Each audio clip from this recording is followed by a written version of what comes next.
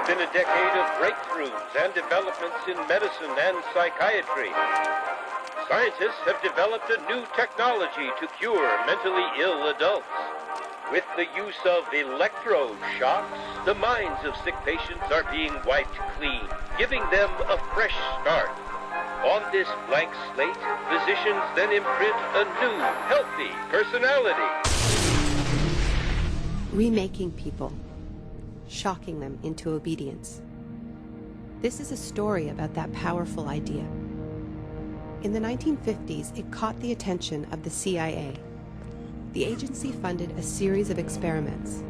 Out of them was produced a secret handbook on how to break down prisoners. The key was using shock to reduce adults to a childlike state.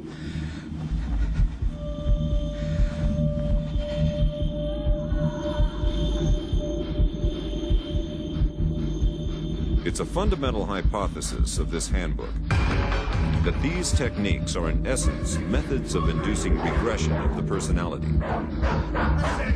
There is an interval, which may be extremely brief, of suspended animation, a kind of psychological shock or paralysis.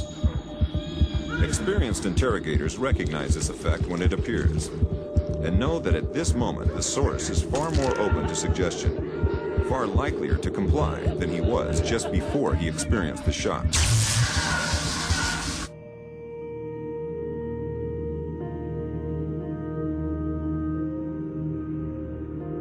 But these techniques don't only work on individuals.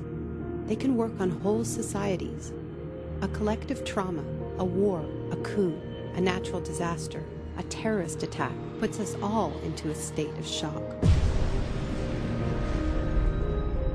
And in the aftermath, like the prisoner in the interrogation chamber, we too become childlike, more inclined to follow leaders who claim to protect us. One person who understood this phenomenon early on was the most famous economist of our era, Milton Friedman.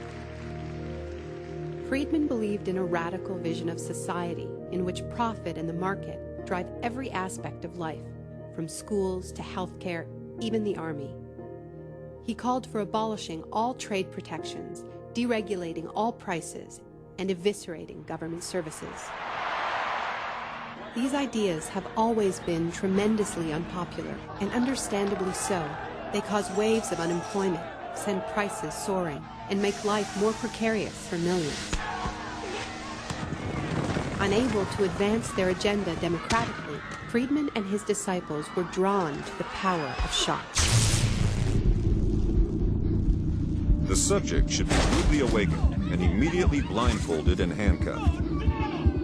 When arrested at this time, most subjects experience intense feelings of shock, insecurity, and psychological stress.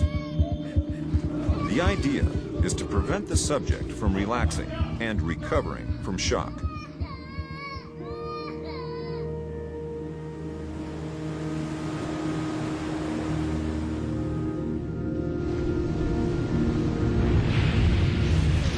Friedman understood that just as prisoners are softened up for interrogation by the shock of their capture, massive disasters could serve to soften us up for his radical free market crusade.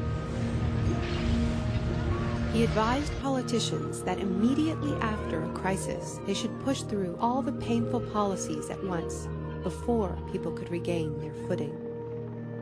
He called this method economic shock treatment. I call it the shock doctrine. Take a second look at the iconic events of our era, and behind many, you will find its logic at work. This is the secret history of the free market. It wasn't born in freedom and democracy. It was born in shock.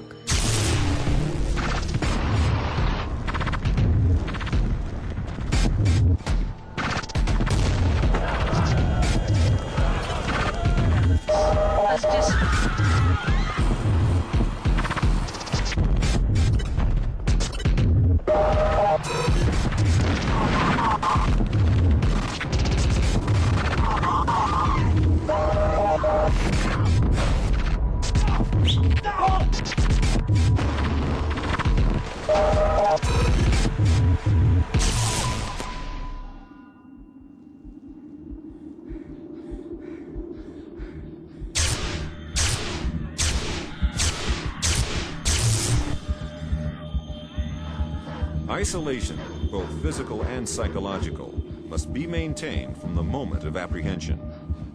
The capacity for resistance is diminished by disorientation.